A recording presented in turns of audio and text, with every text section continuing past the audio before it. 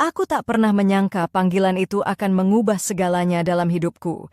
Halo, namaku Melati. Aku berumur 27 tahun. Aku tinggal di sebuah apartemen mungil di Bandung yang selalu terasa sepi di tengah hujan yang tak kunjung reda.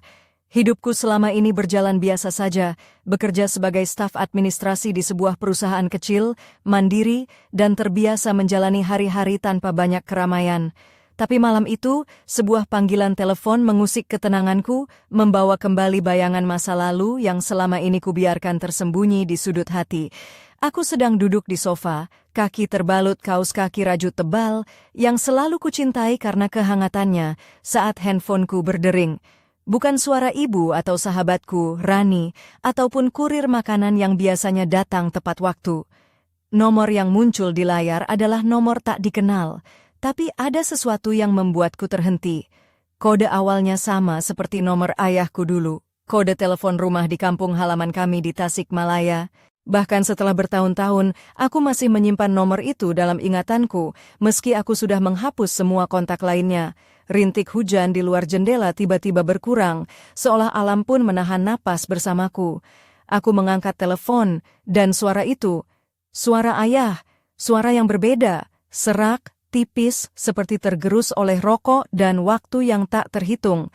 Aku tidak memanggilnya ayah, hanya menyebut namanya, seolah aku dilatih sejak kecil untuk menjaga jarak dengan kata itu, sebuah ritual perpisahan yang tak pernah kuucapkan. Aku boleh datang sebentar? Aku tidak punya tempat lain, katanya pelan. Aku melirik jam dinding, melihat hujan yang mulai menetes pelan di kaca jendela. Kopi di meja sudah dingin, dan kaos oblong lusuh yang kupakai terasa kusut seperti kehidupanku. Aku, Melati, perempuan mandiri yang selama ini berdiri sendiri, tiba-tiba merasakan beban kosong yang dulu pernah menggerogoti hatiku. Bukan dengan bunga, tapi dengan aroma jas tua dan air mata yang tertahan. Baiklah, jawabku akhirnya. Aku memberinya alamat dan nomor apartemen. Setengah jam kemudian, dia muncul di depan pintuku. Tubuhnya tampak kecil dan rapuh, seperti terlindung oleh lorong apartemen yang dingin. Rambutnya yang dulu rapi kini dipenuhi uban, tampak seperti lukisan kasar yang tak selesai. Jaket wol coklat yang dikenakannya sudah usang, kancing sebelah kiri hampir lepas. Dia membawa tas kain sobek yang tampak seperti menyimpan seluruh hidupnya. "Ayo masuk," kataku sambil membuka pintu. Dia melangkah perlahan, seolah takut menginjak sesuatu yang rapuh. Bau tembakau mengikutinya masuk. Dia memandang sekeliling ruang tamuku. Sofa murah hasil diskon, rak buku yang berdebu, foto aku dan ibu di pantai Pangandaran tahun 2018 yang masih tergantung rapi di lorong. Dia berhenti di depan foto itu, menunduk diam. "Kamu duduk dulu," kuajak sambil menunjuk sofa. "Aku buatkan teh." Dia duduk, tangannya sedikit gemetar. Aku memasak air, membelakanginya, merasakan beban sunyi yang mendalam menutupi ruang itu seperti selimut basah. Ketika aku kembali dengan 2 gelas teh hangat, dia menatap cangkirnya tapi tak meminumnya, memegangnya seolah benda sakral. "Katakanlah," kataku duduk di sampingnya, tapi tidak terlalu dekat. "Jangan pura-pura cuma datang menjenguk. Apa yang sebenarnya terjadi?" Dia menghela napas berat, seperti beban bertahun-tahun yang baru saja dilepaskan. "Ibunya pergi, Mel. Bukan cerai, tapi pergi begitu saja. Meninggalkan secarik surat di meja dapur. Aku tidak tahan lagi. Aku bukan suaminya lagi. Dia bawa mobil, rekening bersama, rumah, bahkan anjing itu. Aku jual semuanya, toko perkakas, rumah di pantai, semua. Tapi utangnya lebih banyak. Bunga utang itu menelan aku," katanya lirih. Aku diam, menggenggam gelas teh lebih erat. Dia menundukkan wajah, air mata jatuh tanpa ditahan. "Aku tidak punya tempat tinggal, Mel. Aku tidak punya siapa-siapa. Kamu satu-satunya yang tersisa." Teh itu dingin di antara kami. Hujan masih turun. Aku yang tak pernah memeluknya sejak hari dia pergi, tiba-tiba merasakan sesuatu yang tak pernah kuharap. Bukan kebencian, bukan kemarahan, hanya kekosongan yang hanya bisa diisi oleh sesuatu lebih dari kata-kata. "Aku kamu. Kamu boleh tinggal di sini." Suaraku lebih lembut dari yang kuharap. Matanya menatapku penuh tak percaya. "Karena meskipun semua ini, kamu adalah ayahku." Dia memelukku untuk pertama kalinya dalam bertahun-tahun, dan aku tidak menjauh.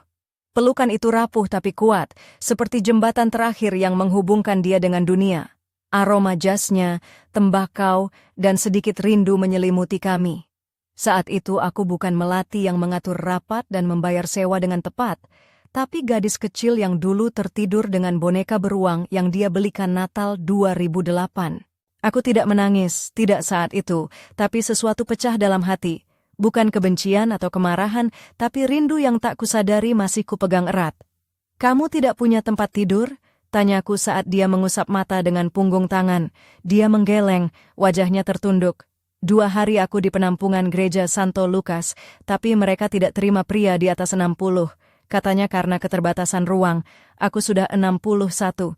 Mungkin aku terlalu tua untuk dibantu. Aku menutup mata. Terlalu tua untuk dibantu, seolah usia adalah kejahatan, bukan takdir. "Kamu akan tinggal di sini?" tanyaku lagi. Kini dengan suara lebih tegas. Dia menatapku dengan mata merah, tapi ada sesuatu yang baru. Harapan. Bukan harapan untuk memulai lagi, tapi harapan untuk tidak sendiri di ujung jalan. "Aku tahu aku bukan ayah yang baik buat kamu," katanya pelan, hampir berbisik. Seolah kata itu berat untuk keluar. Aku tidak langsung menjawab. Aku tak mau. Aku tak bisa. Karena jika aku bicara, aku seperti meletakkan batu di atas jurang, dan aku tidak cukup kuat untuk itu.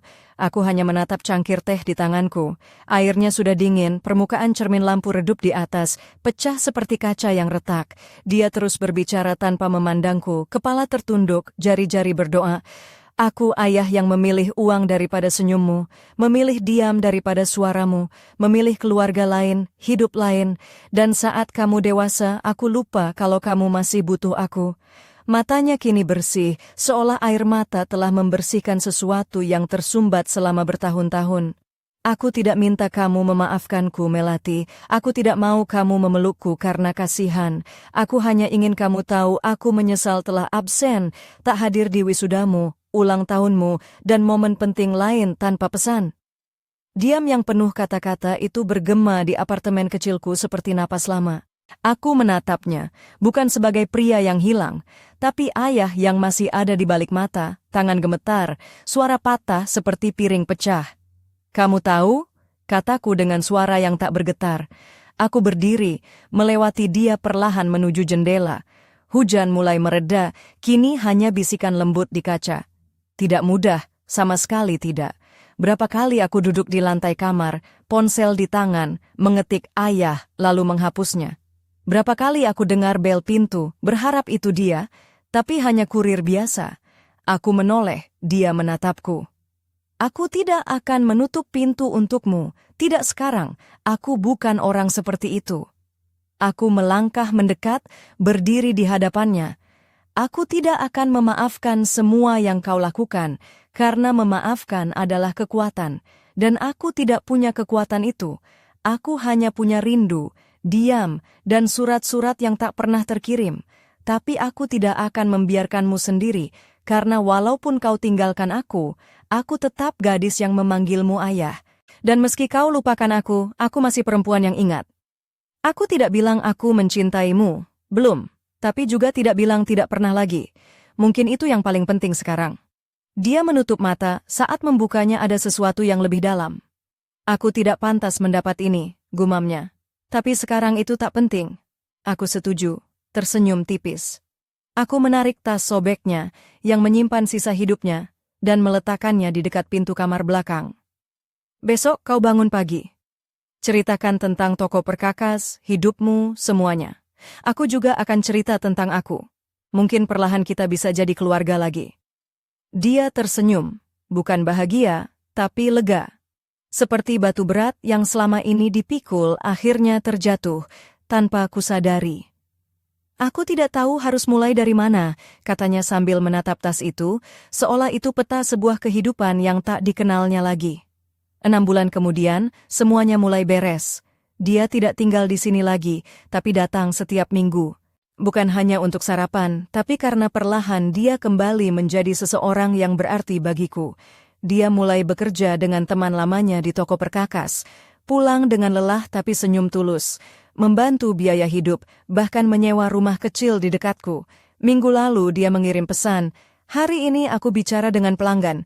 Dia tanya apakah aku punya keluarga. Aku bilang, ya, aku punya anak perempuan." Itu memberiku awal kedua. Dia tanya apakah aku bangga padanya. Aku jawab, lebih dari bangga, aku bersyukur. Minggu berikutnya saat dia berkunjung, aku tidak berkata apa-apa, hanya memeluknya. Bukan karena kewajiban atau kasihan, tapi karena aku mau. Dia memelukku erat, seolah takut aku hilang. Tapi aku tidak akan pergi, dia pun tidak. Setiap malam sebelum tidur, dia kirim pesan, kadang singkat, hanya bertanya apakah aku baik, butuh apa-apa, atau sekadar selamat malam. Dan setiap minggu menjadi awal baru. Bukan kesempurnaan, bukan permintaan maaf, bukan pelupaan. Malam itu saat dia pamit di depan pintu, jaket coklatnya yang dulu lusuh kini kancingnya sudah terjahit rapi, aku melihat dia turun tangga dengan langkah pelan, seolah mempelajari kembali beratnya waktu. Sebelum membelok ke sudut jalan, dia menoleh dan melambaikan tangan. Satu gerakan kecil, sederhana, tapi penuh segala kata yang tak terucap. Aku menutup pintu, menempelkan dahi ke kayu, menarik napas panjang. Rumah sunyi, tapi bukan sunyi seperti dulu. Kini sunyi penuh kenangan, maaf yang masih dirajut, dan cinta yang tak perlu lagi terjelaskan. Ponselku menyala, ada pesan baru. "Selamat malam anakku, tidurlah nyenyak. Aku cinta kamu." Kali ini aku membalas tanpa ragu. "Selamat malam ayah, aku juga." Hujan masih mengguyur lembut di luar jendela apartemenku, tapi di dalam ruangan kecil itu, suasana perlahan berubah dari dingin menjadi hangat, penuh dengan ketegangan yang sulit kujelaskan. Aku duduk kembali di sofa yang mulai terasa akrab dengan kehadirannya, Mel, ayahku, yang selama ini hanya aku kenal dari bayangan samar masa lalu. Malam itu, aku merasa seperti berada di persimpangan jalan yang tak pernah kuharapkan, antara membiarkan luka lama tetap menganga dan membuka pintu untuk sesuatu yang baru, sekaligus menakutkan. Aku masih ingat betul bagaimana rambutnya yang dulu hitam legam kini, dipenuhi uban-uban yang seolah menceritakan semua kisah pahit yang dia simpan.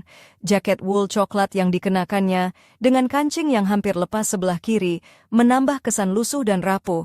Bahkan tas kain sobek yang dia bawa seperti menjadi simbol hidupnya yang hancur berantakan. Aku merasa tidak tahu harus mulai dari mana untuk menjembatani jarak yang begitu lebar di antara kami, yang selama bertahun-tahun terpisah oleh luka dan kesalahpahaman. Ketika aku menyajikan teh hangat, aku mencoba untuk menenangkan diri, berharap cairan itu bisa sedikit menghangatkan suasana. Tapi dia hanya memegang cangkir itu dengan tangan gemetar, seolah benda itu adalah satu-satunya kenangan yang masih tersisa. Aku duduk di sampingnya, menjaga jarak agar dia tidak merasa tertekan, dan dengan suara lembut aku memintanya untuk membuka cerita yang selama ini tertutup rapat.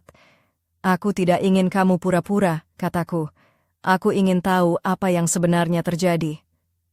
Dia memandang ke arah lain, nafasnya berat, seperti menimbang beban yang terlalu besar untuk diungkapkan dalam satu malam. Dia mulai menceritakan tentang kepergian ibuku, yang bukan perpisahan biasa, tapi lenyap tanpa kabar, meninggalkan secarik surat di meja dapur yang dingin. Surat itu seolah menjadi pengumuman akhir dari sebuah ikatan yang sudah lama retak. Dia bercerita tentang bagaimana semuanya hancur, mobil yang dibawa pergi, rekening bersama yang dikosongkan, rumah yang ditinggalkan, bahkan anjing kesayangan yang harus dia lepaskan. Semua itu membuatnya kehilangan segalanya, termasuk rasa percaya dirinya. Aku mendengarkan tanpa berkata apa-apa, hanya menggenggam cangkir teh yang mulai terasa dingin di tanganku.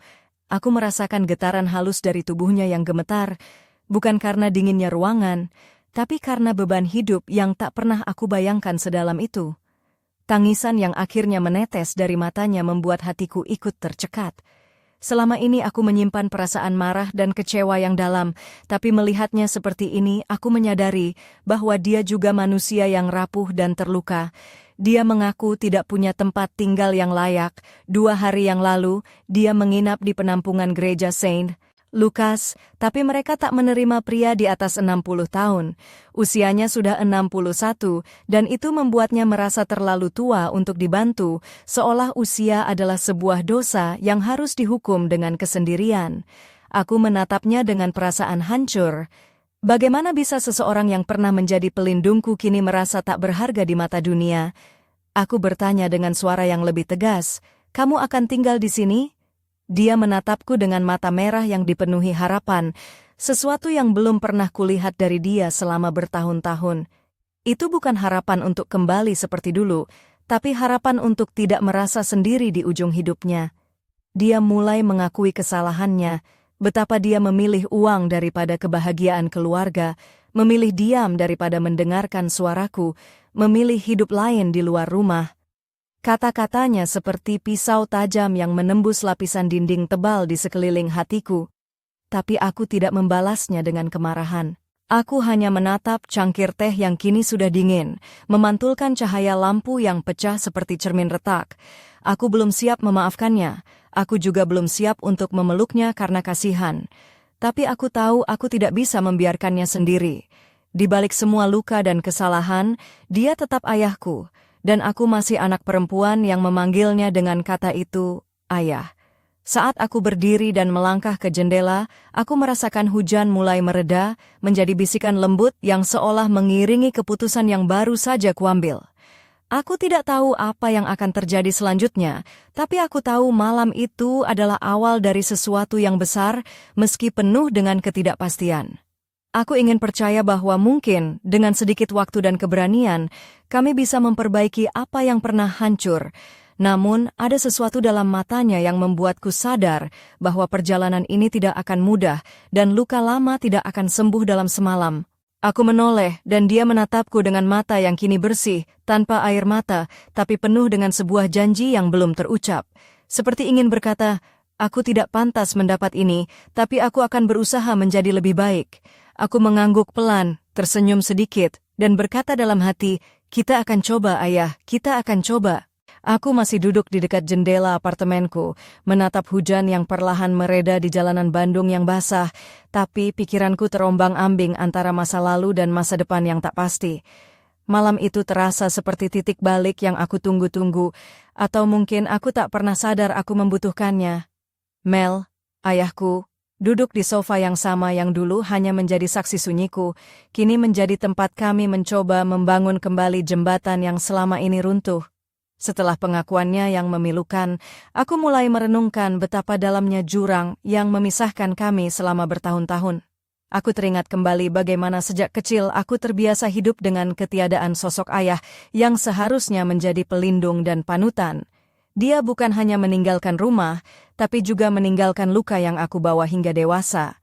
Namun, malam ini, aku melihat manusia yang sama dengan segala kekurangan dan penyesalannya, berdiri di hadapanku dengan harapan yang sederhana, agar aku memberinya kesempatan.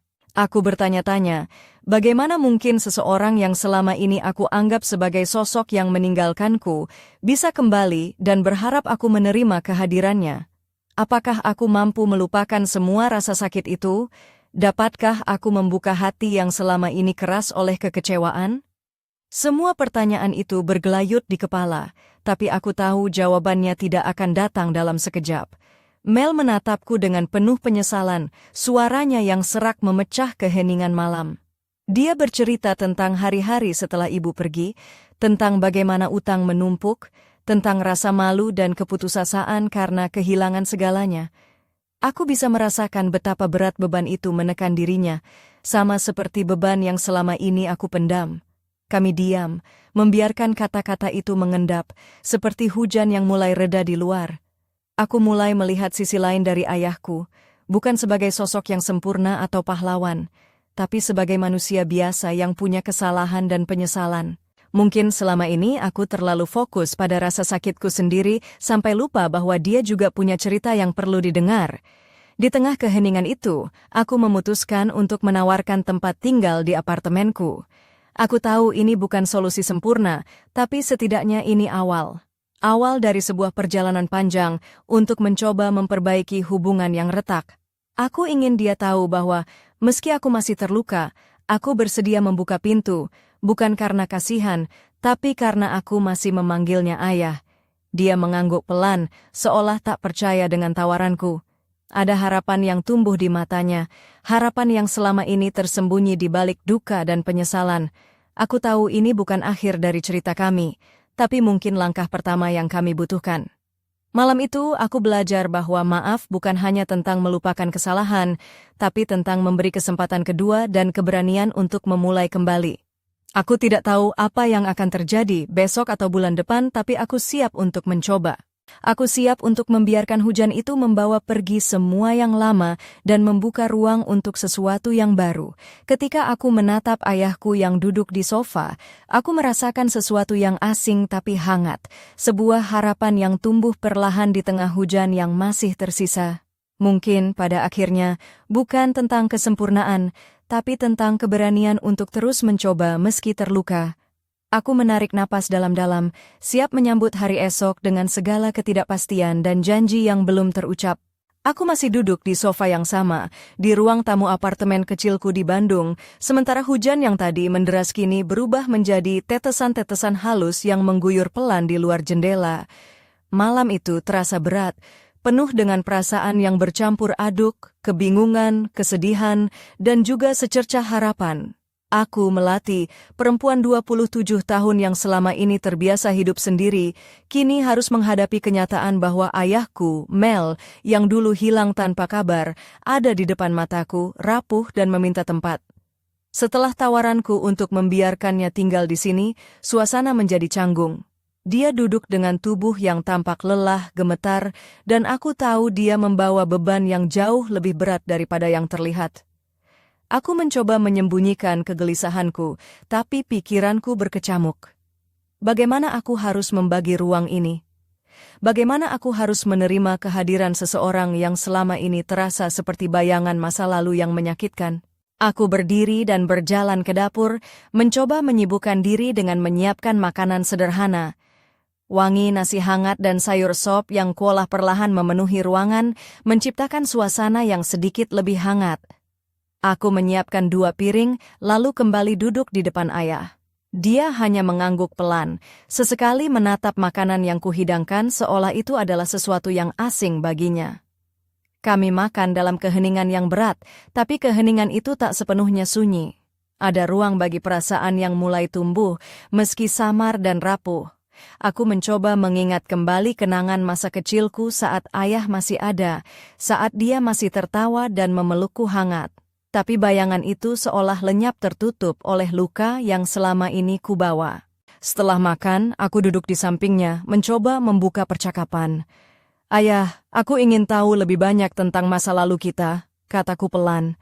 "Tentang toko perkakas itu, tentang hidupmu sebelum semuanya runtuh." Dia menatapku dengan mata yang mulai basah, dan untuk pertama kalinya sejak bertahun-tahun, dia bercerita dengan suara yang bergetar. Dia menceritakan tentang toko kecil di kota Tasikmalaya, tempat dia menghabiskan sebagian besar hidupnya. Bagaimana dia mulai dari nol, bekerja keras demi keluarga, tapi perlahan semua itu hilang karena keputusan-keputusan yang salah dan kesalahan yang tak termaafkan. Aku mendengarkan dengan hati yang terbuka, menyadari bahwa di balik semua penyesalan itu ada manusia yang berjuang, meski gagal. Kami berbicara sampai larut malam, tentang masa lalu yang pahit dan harapan yang belum mati. Aku mulai memahami bahwa hubungan kami bukan hanya soal luka lama, tapi juga tentang kesempatan untuk memperbaiki dan memberi arti baru pada keluarga yang sempat hilang. Ketika aku melihat ayah tertidur lelap di sofa, aku merasa sesuatu yang hangat menyelimuti hatiku. Mungkin ini awal dari babak baru dalam hidupku, awal dari perjalanan yang penuh tantangan, tapi juga penuh harapan. Aku tahu, jalan kami masih panjang dan tidak mudah, tapi aku siap melangkah bersamanya, meski langkah itu kecil dan penuh ketidakpastian. Malam itu aku berbisik pada diri sendiri, "Kita akan mencoba, Ayah, kita akan mencoba." Dan untuk pertama kalinya dalam waktu yang lama, aku merasa tidak sendirian lagi. Pagi itu sinar matahari mulai merayap masuk melalui celah jendela apartemenku di Bandung, memantulkan kilauan lembut di lantai keramik yang dingin. Aku membuka mata perlahan, masih terbayang malam penuh keheningan dan cerita yang mengalir di antara aku dan ayah. "Mel, Pria yang selama ini hanya menjadi bayangan kelam dalam hidupku, kini duduk di kursi dekat jendela, dengan wajah lelah tapi penuh tekad yang belum pernah kulihat sebelumnya. Aku bangun dan berjalan ke dapur, mempersiapkan secangkir kopi hangat. Aroma pahitnya mengisi udara pagi. Aku tahu hari ini bukan hanya soal rutinitas biasa, tapi tentang memulai babak baru yang selama ini kutakuti. Ayah duduk diam, menatap keluar jendela, seolah mencoba mencari jawaban di balik langit yang cerah. Aku ingin sekali mengulurkan tangan, tapi kata-kata sulit keluar dari mulutku. Setelah beberapa saat, aku duduk di sampingnya. "Ayah, aku ingin tahu lebih banyak tentang hidupmu sekarang," kataku pelan. "Bagaimana kau menjalani hari-harimu setelah semua yang terjadi?" Dia menghela napas panjang, lalu mulai bercerita tentang hari-hari yang ia jalani setelah kehilangan segalanya. Tentang bagaimana ia berjuang mencari pekerjaan, tentang penolakan yang dia terima di penampungan gereja karena usianya yang sudah melewati batas, dan tentang rasa sepi yang terus menghantuinya. Dia bercerita tentang teman lamanya di Tasikmalaya yang membantunya mendapatkan pekerjaan di toko perkakas kecil yang dulu pernah mereka kelola bersama. Meskipun gaji yang didapat tak banyak, tapi setidaknya itu memberinya alasan untuk bangun setiap pagi dan merasa berguna kembali. Aku mendengarkan dengan seksama, merasakan betapa besar perjuangan yang dia lalui dan semakin memahami alasan di balik kepergiannya yang dulu membuatku terluka. Aku bertanya, "Apakah kau merasa ada kesempatan untuk memulai lagi, Ayah?" Dia tersenyum tipis, tapi matanya memancarkan harapan yang tulus. "Aku tidak tahu apa yang akan terjadi, Melati, tapi aku ingin mencoba. Aku ingin memperbaiki apa yang telah rusak, setidaknya sebisa mungkin." Saat itu aku merasa sebuah beban yang selama ini kupikul bersama mulai berkurang. Aku menyadari bahwa ayahku bukan hanya sosok yang meninggalkanku, tapi juga manusia yang berjuang untuk mencari arti hidupnya kembali. Aku pun mulai membuka diri, memberinya ruang dalam kehidupanku yang selama ini kuanggap tertutup rapat. Hari-hari berikutnya berlalu dengan perlahan tapi pasti. Ayah mulai membantu mengurus beberapa pekerjaan rumah, bahkan sesekali ikut memasak. Kami berbagi cerita tentang masa lalu dan masa depan, tentang mimpi yang sempat terhenti, dan harapan yang ingin kami bangun bersama. Aku melihat perubahan kecil dalam dirinya, senyum yang semakin sering muncul, mata yang lebih cerah dan langkah yang tidak lagi ragu. Namun, di balik semua itu ada rasa takut yang terus menghantui. Apakah aku benar-benar siap membuka pintu hatiku untuknya? Apakah luka lama akan pernah benar-benar sembuh? Pertanyaan-pertanyaan itu selalu muncul, tapi aku memilih untuk terus berjalan, satu langkah demi satu langkah. Malam itu, saat hujan kembali turun perlahan di luar jendela, aku duduk di sofa, menatap ayah yang sedang membaca buku tua di sudut ruangan. Aku menyadari bahwa meskipun masa lalu penuh dengan kesalahan dan patah hati, ada harapan baru yang mulai tumbuh di antara kami. Dan aku percaya, selama ada niat dan usaha, mungkin kami bisa menemukan jalan untuk menjadi keluarga lagi, meski tidak seperti dulu. Aku menarik napas dalam-dalam, memejamkan mata sejenak dan berbisik dalam hati, "Kita akan melewati ini bersama, Ayah. Kita akan mencoba." Aku duduk di sudut ruang tamu, menatap ayah yang sedang termenung di meja makan kecil kami. Lampu remang-remang di apartemen ini memantulkan bayangannya yang tampak begitu rapuh, seolah setiap detik membawa beban yang tak tertahankan. Malam-malam seperti ini, aku sering terjebak dalam perasaan campur aduk antara kekecewaan dan harapan yang samar. Aku pikir aku sudah siap menerima kehadirannya kembali, tapi kenyataannya, luka lama ternyata lebih dalam dari yang kubayangkan.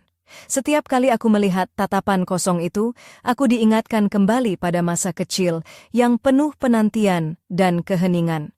Masa ketika aku sering bertanya-tanya, di mana ayahku? Kenapa ia pergi tanpa kata?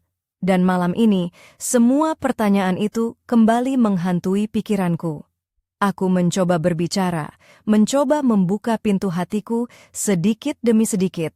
Tapi kadang aku merasa bahwa semua usaha itu sia-sia. Bagaimana bisa aku memaafkan tanpa melupakan? Bagaimana bisa aku menyayangi tanpa terluka lagi? Namun, di saat yang sama, aku tahu bahwa membiarkan dia pergi lagi bukanlah pilihan. Aku tidak ingin kehilangan lagi. Ayahku Mel duduk diam dengan tangan yang gemetar dan suara yang serak saat ia mulai berbicara. Melati, aku tahu aku bukan ayah yang baik. Aku tahu aku telah meninggalkanmu dalam kesepian dan kekecewaan. Tapi aku menyesal, sungguh. Aku ingin memperbaiki semuanya jika kau memberiku kesempatan. Kata-katanya menusuk hatiku, membuat aku terdiam. Aku tahu dia benar, dia bukan ayah yang sempurna, tapi aku juga bukan anak yang mampu melupakan begitu saja. Aku teringat pada semua malam aku duduk sendiri di kamar, menunggu telepon yang tak kunjung datang, berharap dia akan kembali. Dan sekarang dia ada di sini, di depanku, meminta maaf dan kesempatan. Aku teringat juga pada kekuatan yang aku miliki selama ini, kemandirian, ketegaran, dan harapan yang tak pernah padam.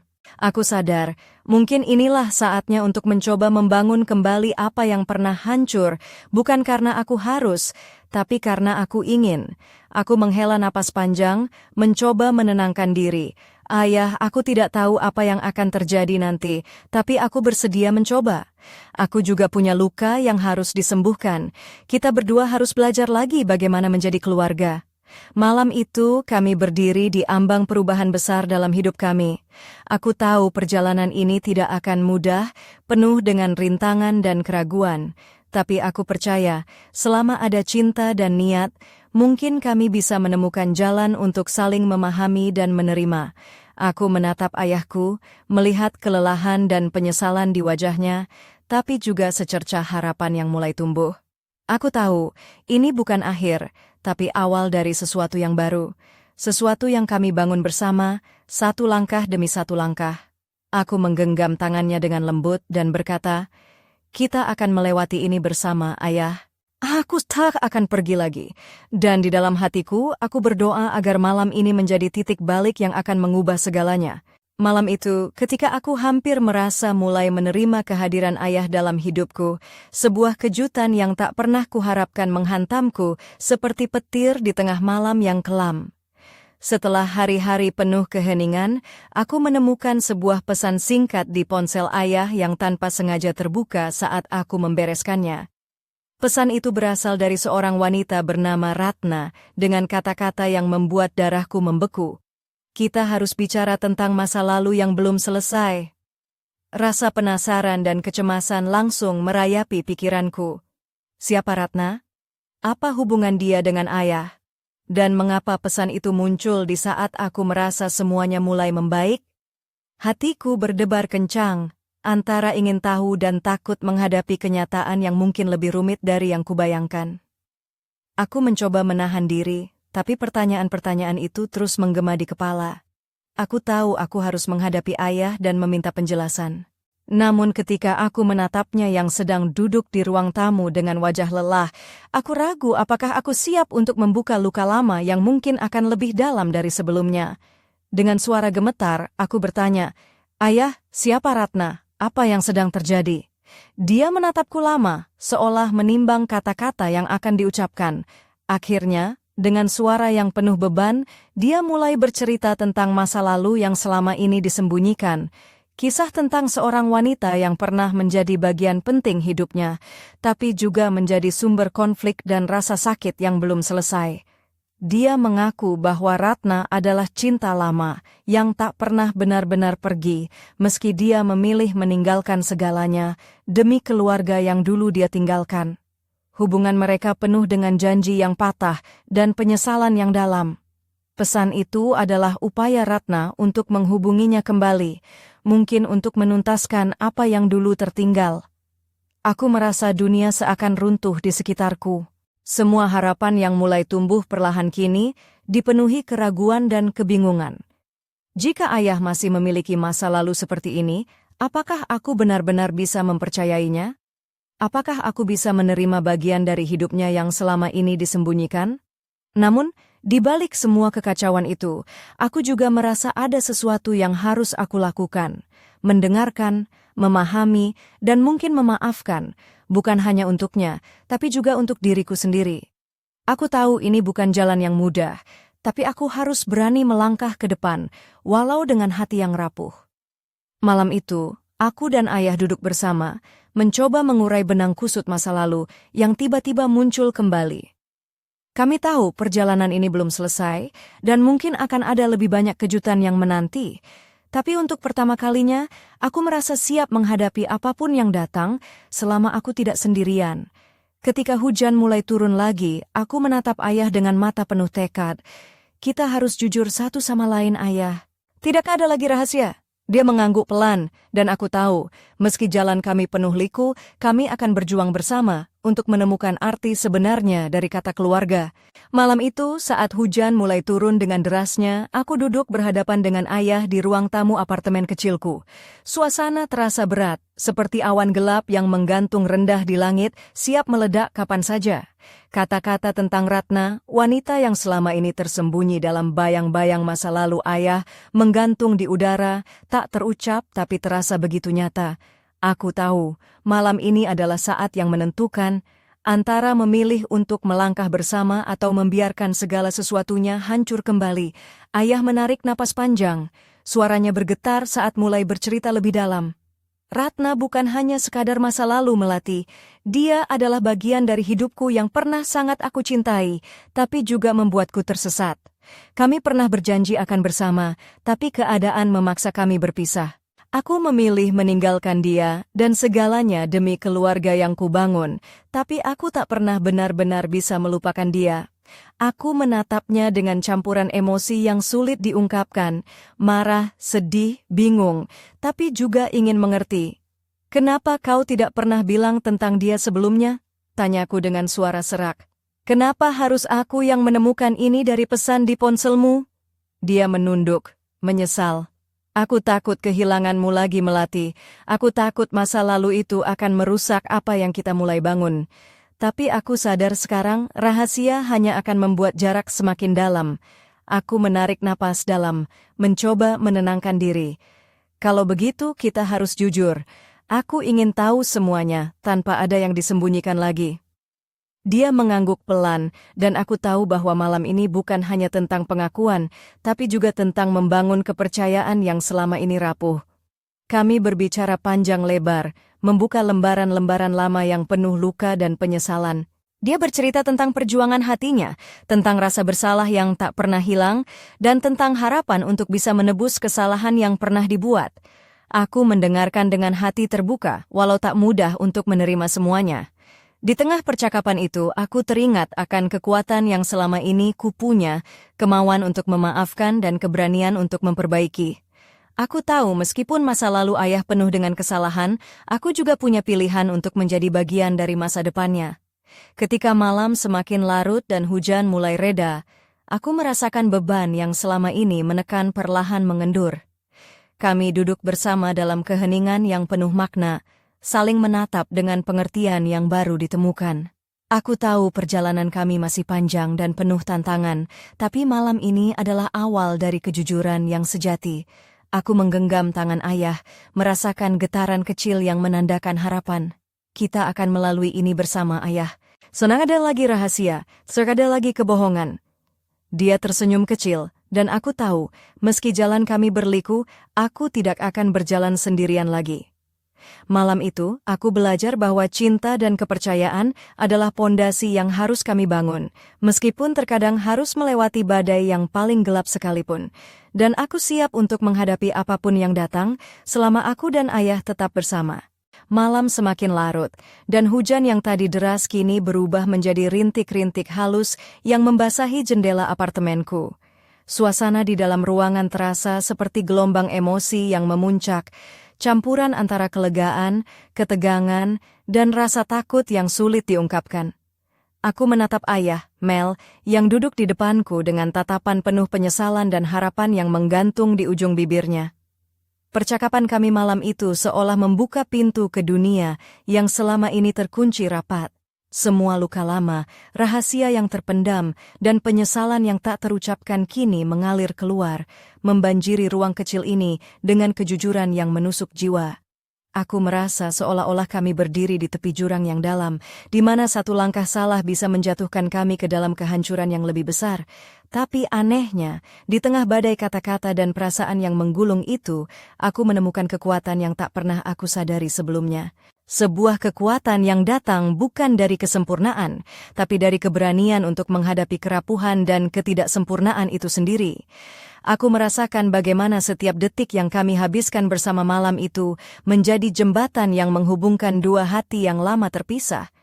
Ayah mengakui semua kesalahannya dengan tulus, tentang kehilangan momen-momen penting dalam hidupku, tentang pilihan-pilihan yang membawa kehancuran, dan tentang rasa takut yang membuatnya menjauh. Aku mendengarkan tanpa menghakimi, membiarkan kata-katanya menembus dinding yang selama ini aku bangun demi melindungi diri. Aku pun membuka hatiku, membagikan rasa sakit yang selama ini kusimpan rapat-rapat. Tentang malam-malam aku duduk sendiri, menangisi kepergiannya, tentang rasa kesepian yang menyelimuti hari-hariku. Suaraku bergetar saat aku mengungkapkan semua itu, tapi aku tahu, inilah saatnya untuk membiarkan luka itu keluar dan mulai sembuh.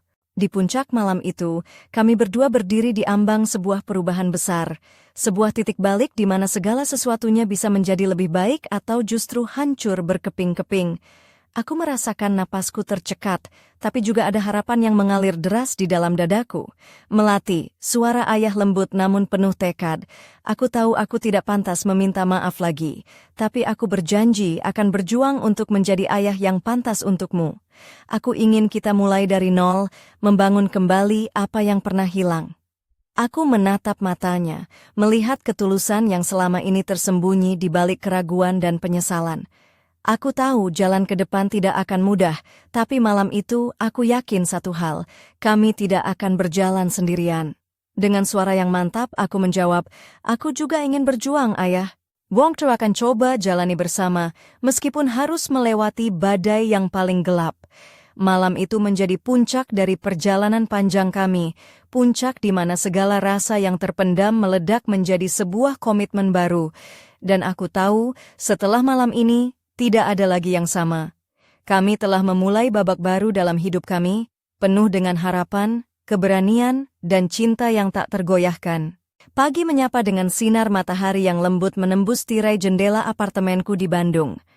Udara terasa segar setelah hujan semalam, seolah alam pun ikut mengantar babak baru dalam hidupku dan ayah. Aku duduk di tepi tempat tidur, memegang tas lusuh miliknya yang selama ini menyimpan sisa-sisa kehidupannya. Tas itu kini bukan sekadar barang, melainkan simbol perjalanan panjang kami, perjalanan yang penuh luka, penyesalan, harapan, dan keberanian. Ayah sedang di dapur, sibuk menyiapkan sarapan sederhana. Bau nasi hangat dan tumis sayur menyebar ke seluruh ruangan, menciptakan kehangatan yang selama ini kurindukan. Aku mengamati dari jauh, melihat sosok yang dulu aku anggap hilang, kini berusaha hadir dengan cara yang baru dan tulus. Ada getaran halus dalam hatiku, campuran antara lega dan cemas, tapi yang terpenting adalah rasa ingin percaya. Kami duduk bersama di meja makan kecil, berbincang tentang hari-hari yang akan datang, tentang rencana dan mimpi yang sempat terpendam. Ayah bercerita tentang pekerjaan barunya di toko perkakas, tentang teman-teman lamanya yang mulai menyambutnya kembali, dan tentang harapan untuk membangun rumah kecil yang hangat di dekat sini. Aku pun mulai membuka cerita tentang kehidupanku, tentang pekerjaan yang kupunya, tentang mimpi yang belum terwujud, dan tentang rasa sepi yang kadang masih menyapa. Percakapan kami mengalir ringan, penuh tawa kecil dan kehangatan yang dulu terasa mustahil. Aku menyadari bahwa meskipun masa lalu penuh dengan kesalahan dan pengkhianatan, kami punya kesempatan untuk menulis ulang cerita kami. Bukan sebagai ayah dan anak yang terluka, tapi sebagai dua manusia yang belajar untuk saling memahami dan menerima. Tiba-tiba, ponselku bergetar. Pesan masuk dari nomor yang tak kukenal. Aku membuka dan membaca. Melati, aku tahu ini tiba-tiba, tapi aku ingin kita bicara. Ada sesuatu yang harus kau ketahui tentang ayahmu. Percayalah, ini untuk kebaikan kalian berdua. Jantungku berdetak kencang. Siapa orang ini? Apa rahasia baru yang harus kami hadapi? Aku menatap ayah dengan mata penuh tanya, tapi dia hanya tersenyum samar, seolah tahu apa yang akan terjadi dan siap menghadapinya bersamaku. Hari-hari depan menjanjikan perjalanan baru, penuh misteri, tantangan, dan kemungkinan yang tak terduga. Aku menarik napas dalam-dalam, siap melangkah ke masa depan yang belum pasti, tapi ku tahu aku tidak akan lagi berjalan sendirian. Dengan tekad yang kuat, aku berkata dalam hati, apapun yang terjadi, kita akan hadapi bersama, Ayah. Karena ini bukan hanya tentang masa lalu, tapi tentang masa depan yang ingin kita bangun bersama. Dan dengan itu, pintu baru terbuka, membawa kami ke babak selanjutnya yang tak kalah penuh warna dan cerita.